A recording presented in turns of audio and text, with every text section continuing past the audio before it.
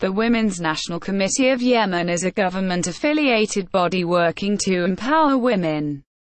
Local Yemenis work on the committee in coordination with national and international partners to safeguard women's fundamental human rights. The Millennium Development Goals provide the framework guiding the committee's main policy priority areas. History. Prime Minister Abdul Aziz Abdul Ghani created the Women's National Committee as a technical committee affiliated with the Ministry's Council through Act No. 97 in August 1996. In order to show their commitment to empowering women, the Yemeni government expanded the committee's mandate. Prime Minister Abd al-Karim al-Iriani issued Act No. 68 in 2000 that established the Supreme Council for Women Affairs. This act also entailed a restructuring of the Women's National Committee and broadening its framework. In effect, the committee became part of the restructured Supreme Council, and today, committee members ultimately answer to the Prime Minister of Yemen. In fact, Yemeni prime ministers often attend workshops and conferences organized by the Women's National Committee of Yemen. Structure. The organizational structure of the Women National Committee consists of committee chairperson. The Yemeni president appoints this position to a person whom he entrusts with overall responsibility for Women's National Committee. Vice chairperson. The Prime Minister appoints this position to someone who is meant to serve in support of the chairperson and takes over their duties in case of illness or death. The heads and staff of the specialized technical departments. The Women's National Committee has specialized departments generally divided between economic, social, educational, cultural and political fields. Heads of women departments in ministries, political parties and selected NGOs. The committee also has a presence in women departments throughout local governmental and non-governmental bodies. This helps to facilitate cooperation between the Women's National Committee and other actors working on issues that particularly affect women. Coordinators in the governorates. The committee has branches in all the governorates of the Yemen, and each governorate selects its own female coordinator.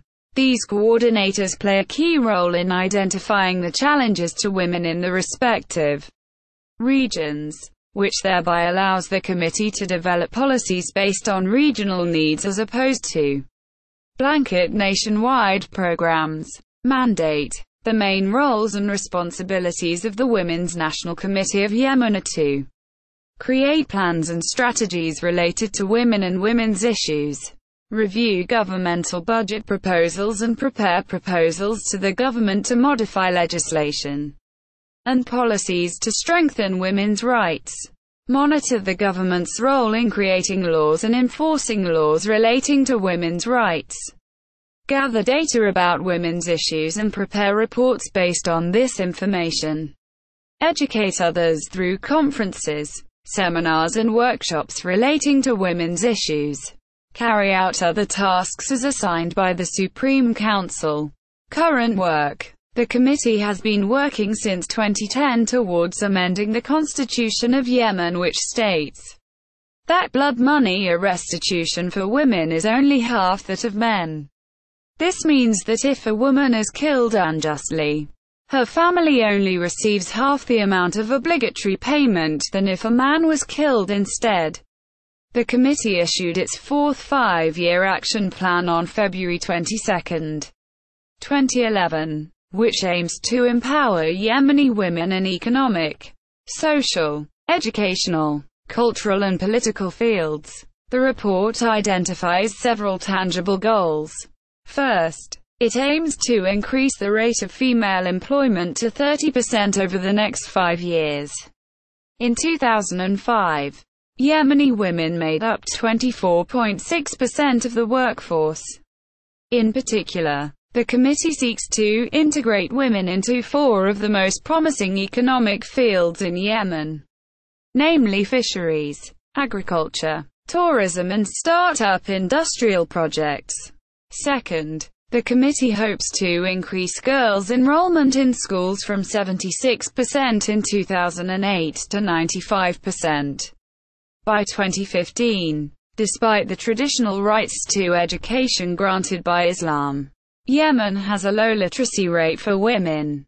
The illiteracy ratio for women in Yemen was at 60% in 2012. Third, the committee discovered 32 Yemeni laws in need of amendment for discriminatory language against women. Fourth, reflecting committee efforts to curtail violence against women, the report cites plans to build 10 special houses for battered women and establish new departments in police stations to receive domestic violence reports. Obstacles. The committee has identified 3 main obstacles to the fulfillment of its mission. Local capacity for implementation. Senior committee officials constantly complain that Yemeni government authorities lack the required ability to implement plans designed to empower women. Committee members suggest that they know what Yemeni women need. The problem is in the government's flawed implementation of policies. Law enforcement has been slow to uphold the law in regard to women. A report issued by the World Organization Against Torture, OMCT, found that law enforcement agencies often do not take domestic violence complaints seriously and, in addition, often blame the victim who is reporting the crime. Some police officers questioned for the report were reported as saying that a respectable woman should tolerate assaults committed against her by family members, particularly by husbands. Quote, political stability. Yemen has not been immune to the current upheavals across the Arab Middle East. In fact, the situation in Yemen is particularly unstable and has cast a shadow over all Yemeni government initiatives, including their work on women's empowerment. Nevertheless, present tensions may offer more opportunities for women if civil war is averted and the parties reach a compromise to establish a reformed government that is more responsive to the needs of its people. It has been difficult to get women's rights activists who have different political ideologies to come together and discuss policies to help women in Yemen. Extent of the problem. Yemen consistently ranks as the worst country on the World Economic Forum's Global Gender Gap reports. This includes the latest 2010 report. For example, according to a 2007 report by the International Center for Research on Women, 48.4% of women under 18 in Yemen were married. The acute situation for women in Yemen leaves the committee with little to build on in its attempt to achieve fairly ambitious goals.